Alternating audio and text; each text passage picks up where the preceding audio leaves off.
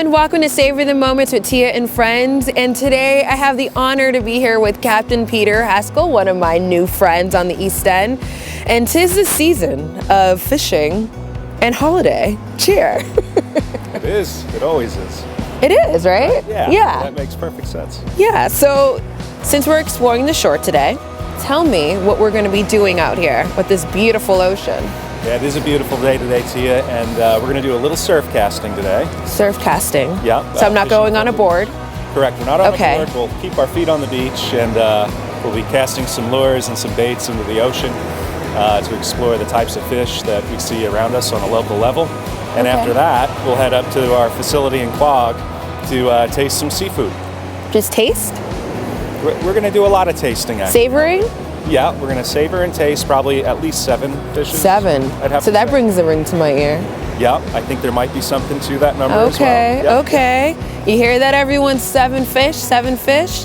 So let's see what we're going to be doing on the East End on this beautiful day. And what beach are we in? We're in Hampton Bays. Hampton Bays, okay. Yep, this is in Southampton Township. And you can see there's a long stretch of beautiful beaches right down to our local inlet. Wow, this is so beautiful. So tell me about this fish basket. Yeah, the basket, with fishing and all the things that you can do, you start to build equipment that's not only good for one type of thing, but many. And this is a traditional fish basket that holds a basket of fish, which is kind of a unit that we measure fish by on a rough level. And I put these floats on it because when I'm free diving for bay scallops, I can swim with this basket, right? Oh. So it floats next to me, and the floats actually gives enough flotation to support a full basket of scallop. Wow, I'm loving it. Did you make it? I did make it, with the pool noodles, right? These are a great universal I love it. type of thing. And so we've just got some random tackle, our sand spikes, and extra sweatshirt in case we get chilly. I like that. Always come prepared when you're on the shore. There's a sandbar there to our right where the wave breaks. In front of us, they're not so much. They're having trouble curling, which means it's deeper water right where we're standing. So that's a good thing for fishing because a lot of times the fish will come up into that deeper channel to feed. They're not going to necessarily want to go over the sandbar because there's less water to swim. Wow. So I'm thinking this is probably the best spot right where we are. Okay. And is this something that you can purchase or? Yeah, sand spikes are available at your local tackle shop. We have in East Quogue, we have Haskell's Bait and Tackle. Okay. Shop of ours, as well as one in West Hampton Beach. And this is the type of stuff that we carry for people to get out. Tools of the trade. And quite simply now, that's buried enough that you can set it down if the fish were to take the lure or the bait, it's not going to topple over. You can keep them pretty close, but a couple of feet in between because sometimes the lines can cross. You want to have a distance so that doesn't happen. All right, so Captain, tell me a little bit more about your story and what inspired you to become a captain. That's a good question that goes back to when I was a young kid, really. When I was just a boy, my father did a lot of clamming in the summertime, and it sparked a bit of entrepreneurial spirit in me to get out on the water and realize that these resources were around us. And my father was a biology teacher throughout the year, and in the summers he would clam, and he also gave me a good education on how to respect our resources, how to interact with them. And so this to me, at that age was really exciting. I went on to get a boating permit at a young age. At age 14, you can get a boater's safety permit. You can operate a boat on your own. And at that time, you could also get a commercial clamming permit. So I did all those things at that age.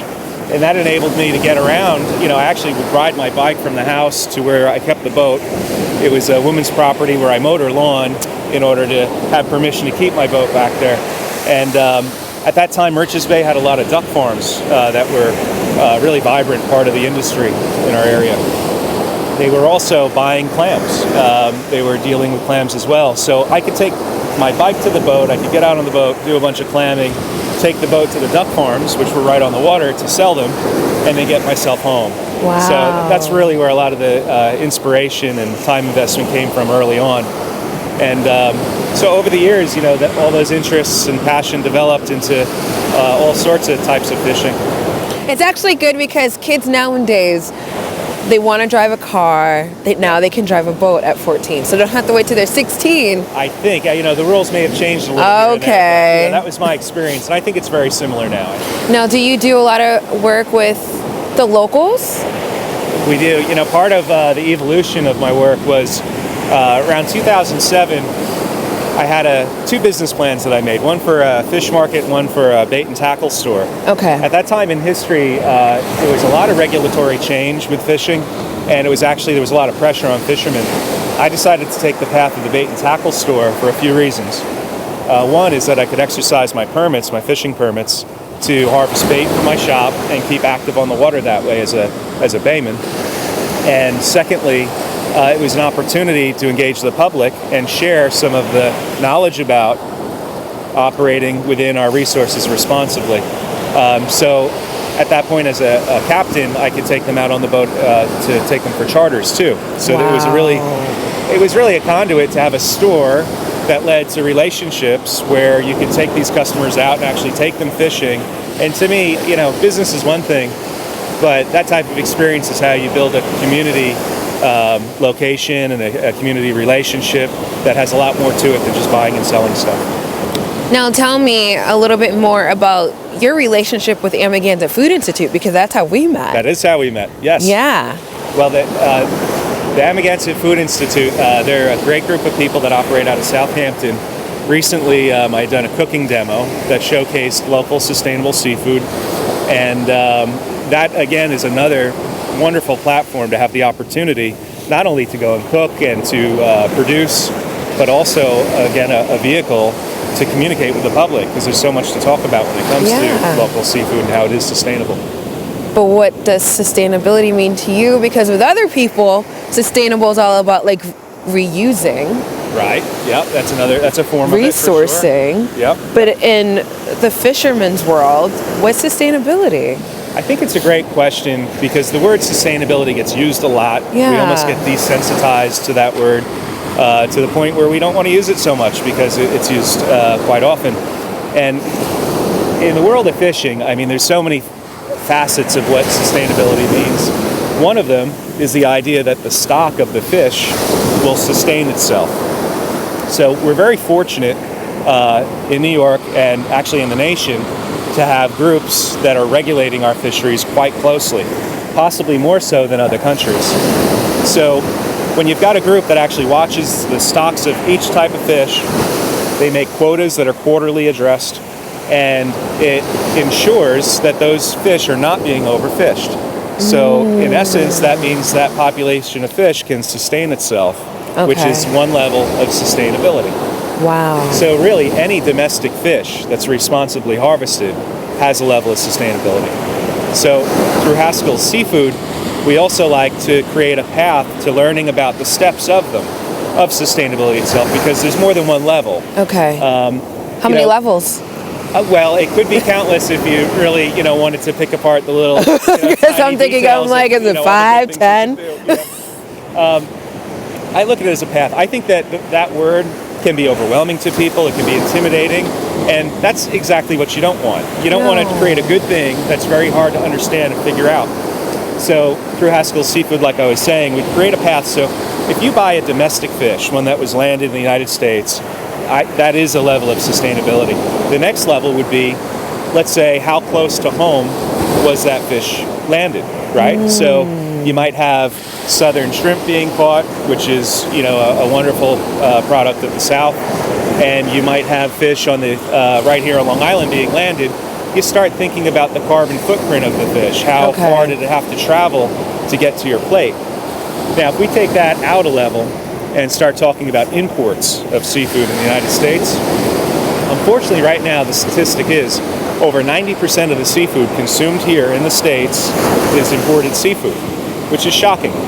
We've got wonderful, vibrant fisheries around us, and what it has turned into, in my opinion, is a real price point kind of a game. Because, let's say, another country might not have regulations like we do. It it gives them an opportunity for that fish to be less expensive. They can catch more of it, so the supply and demand starts to shift. Okay. So that's one thing that I think pushes that 90% mark up as high as it goes. But wouldn't it be great if more people understood there's always like, you should shop local or you should dine local. Why not shop local within the fisherman world? Like, let's go to your local fisherman. Let's tell them exactly what you want or what you guys are offering. And then they can support you and other fishermen throughout the U.S. Absolutely. I think there is a demand for that now. People are starting to become more sensitive to where their food is coming from, and especially it being local. And I think personally I've seen that push, and even the last couple of years it's gotten more and more robust. It looks like oh my gosh, well, I think you got something. That's we might have had a bite there. Yeah, we had a nibble. Wait, did it go away? Wait, it's... Well, that's okay, because this is part of the game. So, I think we did. No? Oh, how would we know? We're going to keep an eye on it. We'll okay. If there's a fish that's going to really bounce and become very active, but just at that moment, it could look like we just to let you guys know, as you can tell right here, he casted this out, and that's why we're looking up, because we want to make sure we catch something. Got some entertainment. Yeah. Are you sure? Yeah, I think of course you're sure. Probably gave it a nibble. So when that happens, it's very tempting to just reel it in to see what happened. Okay. But the thing to do is to leave it until you really see the rod. Okay. Yeah. You know, it's also a fact that most of the seafood that is imported, the average number of hands that have handled that fish is 15. So if you can imagine when you're eating seafood, that it could be 15 people had picked that up and put it down for whatever reason to get it to where it's going. Those are some of the numbers you take out of the equation on the local level too. Okay. So within your company, how many hands? It's a great question. If it's myself harvesting the fish, clearly, I'll catch that fish, take it to the facility, process it, and you've truly got one set of hands at that point. Wow. We do work with other local fishermen, and we're proud to support all of the activity on the East End. So in that case, if I'm buying fish from one of the local boats, you've got the fisherman. I think we can say the fisherman counts as one set of hands. I don't know if it does in that statistic of 15, but in our world, just for good measure, we'll say it does. You've got the fisherman that's one set. We would be two sets of hands. And then if we can reach the public directly, wow, that's less than a hand. That's less than a hand. Another thing is that in the United States, we have a really high set of standards for food safety. We're highly regulated, highly monitored. So when you think of food that's been handled so much coming from other places that might not exercise the same food safety, those are the types of things that I get concerned about myself when I'm starting to, decide what's for dinner that day. And I like that. So when opposed to going to a grocery store, which I'm not knocking going to the grocery store. Not at all. They have great selections. They have great selection, but if you go to a local grocery store, wouldn't it be a really good idea to go to the butcherman and then the fisherman and ask them, like, where has this been sourced? Absolutely. I encourage people, even in a restaurant situation, a grocery situation, really there's a call to action here that we can talk about. In the long run, everybody can kind of take part in that good exercise of just quite simply asking, where was this from? And then a set of transparency comes to the table, which makes it a lot easier for everyone to operate. So being on the East End and living out here, I've learned so much about the local eateries and how a lot of their chefs are starting to work with captains like yourself. And it's fish to table. Is that right? Is that the right terminology, or is it? There's lots of dock to table, or how do you? Absolutely. There's lots of emphasis on getting fish from a boat to the table it's going to be eaten at, and it has become a lot of the language that's out there as to how to describe that to people. How to ensure that that's happening. Our role with the restaurants really is to work closely with chefs to talk about what's being caught now, what's timely. We've worked with some wonderful chefs using underutilized seafoods, transitioning, let's say, something on their menu that could be promoted now as a local, sustainable type fish. There's lots of benefits, not only for us as fishermen and processors, but also for the chefs and the establishments to work together.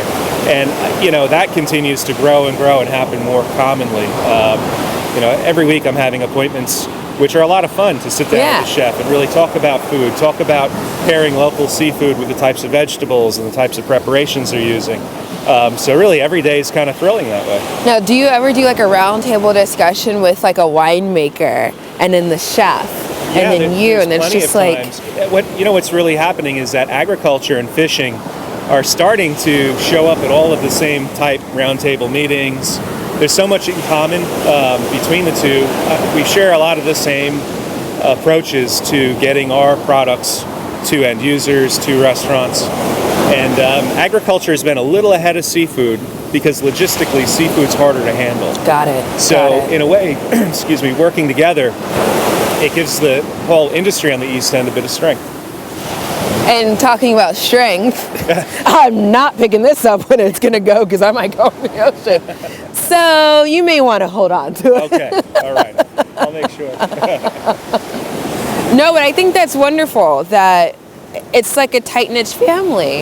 It is. A lot of our pre-made products that we prepare are grab and go, what they call, something that's easy to pick up and purchase. And we find ourselves working with the local farm stands quite often. And you forge relationships with the farmers because now you can take seafood and plug it in to their program. Oh, wow. And in return, I might be asking them for a certain type of vegetable that we need this week.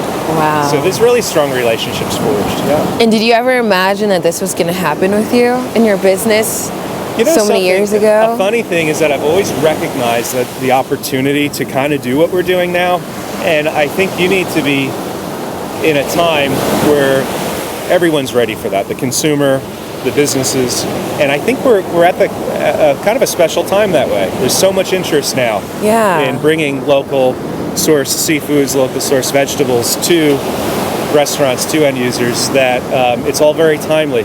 But I will say that, this type of thinking, I think, has been a part of our development all these years. And what I love about what you're doing is you're so passionate about like the whole everything. Like every time we talk, we've only talked a couple times, but I really enjoyed our conversation. Side note, I really enjoy it because it's like you so love what you do, and it's the ocean is like it's like in your veins and in your heart and it's your soul. It's like a mind, body, and soul experience for you out here. It is. My mother always says that she baptized me in the ocean when I was just a few months old. She dipped my feet in. I feel that. I think a lot of Long Islanders can share that feeling. Having grown up with the salt and the sand and, being exposed to our estuaries and the different types of life that we're really fortunate to be a witness to. There's a bit of responsibility at play to kind of preserve that culture as a community. And that's a lot of what we're doing, which makes every day not a day of work. It really is exciting work to get out and do what you love and talk about where you came from and work with the resources that we have. And how do you savor your moments each and every day? Well, that's a great question. When I'm fishing, that's obviously a great opportunity to really take note of where you are and be thankful for the things we have around us. Preparing dinner, that's another time to sit down and really enjoy the fruits of your labor. Quite often we're eating foods that we've harvested and working with vegetables that have come from a neighboring farm, and those are all moments you savor. You're in a fortunate place when you get to do that pretty regularly. So this lure is called a diamond jig. Okay. And this looks like a bait fish that runs in the surf this time of year, which is called the sand eel.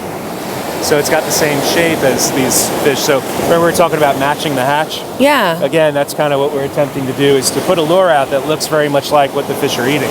Got it. So Got to it. cast, okay. What we do is pick up the line with our index finger.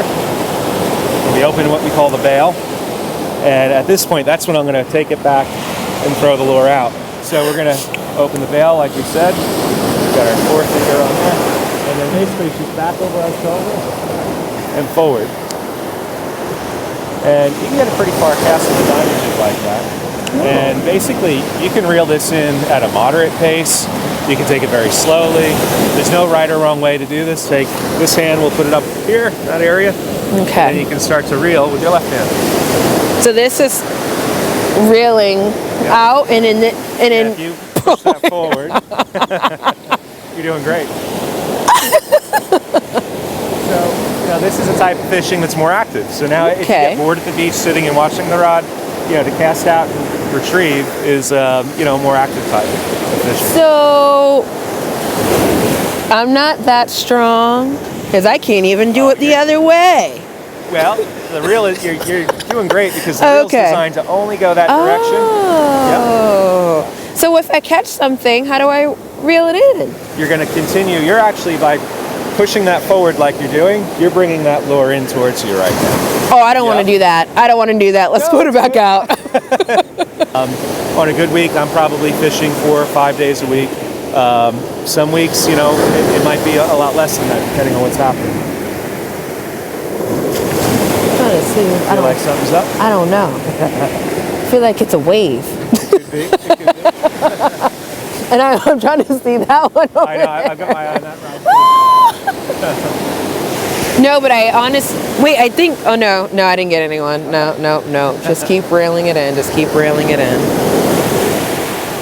These sand eels live in the sand, so what you're doing is great because that makes the lure look like it's kind of moving right along. I like that. So the 7 fish that we're preparing, or excuse me, that you're preparing, and I'm going to be savoring, of course with you and some other friends. That's right. What are these 7 fish that we're going to dive into? Well, what's fun about the 7 fish concept, we're going to put a local spin on it. So we're going to commit this effort to local selections. One of them is a very traditional calamari salad. And a lot of people don't know that right here on our oceans, a big resource for our fisheries is local squid, which is where the calamari, would be created from. Okay. Our local calamari is a really wonderful, light and fluffy calamari. Quite often people are frying it, but ours is so nice that you can poach it to make a salad. So that's one of the dishes we'll be having. Yeah. Okay. And, another dish that we like to make that's part of the 7 is a fish chowder. And basically that's the fish that might be available at the moment. And the chowder is built with like a leek and a fish stock, potato, tomato, and we add a little light cream, so it kind of warms you up this time of year. It's a really nice one. It's not too heavy though. Yeah. So if you're talking about 7 fishes, that's a lot of meals to eat, right? Or a lot of dishes. So we're trying to keep each dish a little lighter too, so you can get to the next one and not. I like that. It's a little culinary adventure around the holidays. Yeah, like a tasting. You want to have it, you want it to be a pleasant experience from start to finish without there being too much along the way. Now, did you take any classes in any of the culinary schools locally? I'm not formally trained. I had the great opportunity to work around and with some really wonderful chefs. Okay. And over the years, I learned a lot of my technique from really having these friends that were on a very professional level, educated and trained. And a lot of that, I think, rubbed off because of my passion for seafood. Wow. And why those friends really were friends at different times of experience was because of the fact that my fisheries knowledge was something they were very interested in. Oh, that's beautiful. So here I am, very interested in their techniques. Yes, that's really beautiful. You start hanging out with people that have synergy like that, and I think that's really natural development in life. It's a very cool thing. I felt something. I think we're getting close to the shore now. Oh, maybe not yet. All right, I want to cast this out again, but you can cast it out again. Sure. Yeah, I'll take a good cast. Yeah. Give you plenty of time to reel. Take 2. I do build custom rods, and in the adventure of fishing and the years that go by, you start to build your own equipment. You start to see the way you would like to see your gear operating. So quite often, like with crab pots or eel pots, you're going to wind up putting them together yourself for a specific design. And in rod building too, this is something that we do for ourselves and also for other people. So that rod we actually built for a local hotel that we do a fishing experience with in the summertime on a bi-weekly basis. So we'll go down and fish with their with their clients, and which is a lot. I like of fun. that. Yeah. I like that. And it's like it's perfect because you're cross-marketing. It is, yeah. I mean, there's a lot of synergy in all these things to where you've got this great opportunity for education. You've got an opportunity to talk about how to responsibly interact with our resources, and it's really a family event. Right from children all the way up to adults. You can talk about, the culinary adventure of seafood, and it really touches everybody at some point. I like that. Yeah. Now, does your family work with you? Yeah, actually, my brother is the general manager of our tackle shops. Yep. And my girlfriend is the food manager of our seafood operation. I like that. I like that. Every now and again, my mother will jump in to help us out because she enjoys it too. So, Okay. So it's a family affair. It's a family affair. And Okay. we got a really nice staff too. Wait. You got a bite? I don't know. All right, hold on.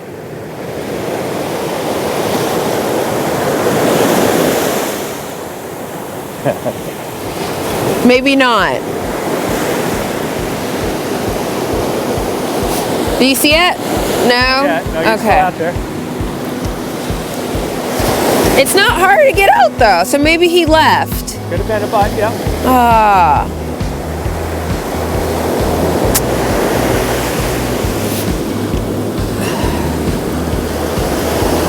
So it's a family affair. Well, yeah, we have family that's involved at different points of what we do, and we've also got a very, we've been very fortunate with our staff. Wait, is that a little fish? I'm just kidding. It got hooked up on itself. See, I knew I felt something. Could have been a bite though. See, I love the fact that you incorporate, like the family is a part of your daily life. It is, yeah. I So think that's we're a very beautiful fortunate to be able to work thing. together. Yeah. And you've got that common bond of experience together that really makes it a natural thing. And I started to say we're very fortunate too to have great staff that we found and hired over the years. We've had people with us that have been there for a very long time, and you build an extended family that way too. It's a lot of fun. So 'tis the season of gathering. Yes, it is. It is. And it's not just for the holidays, but just in general. You're just able to be with your family. Right. That's such a beautiful thing. It is, because we do work hard, we work long hours, but when you're with family, again, it's not hard work. It's something that is a part of your day. And when you're passionate about it, again, like we were saying, that's really a gift, if anything. I love that. The gift of giving. Yes. Yep. And you're actually giving us nurturing, like through the fish. Yeah. The 7 fish this season. Right. So I'm excited to try it. Great. Me too. Yeah. We're going to have fun with that. And my fingers, as you can tell, it's like a little bit of cold. Yes. Right? Because I'm like, oh my gosh. A little chilly today. A little chilly. Can we have some chili too? We can do something like that. I'm just kidding. We'll have to start with the fish chowder. I would love to start with the fish chowder.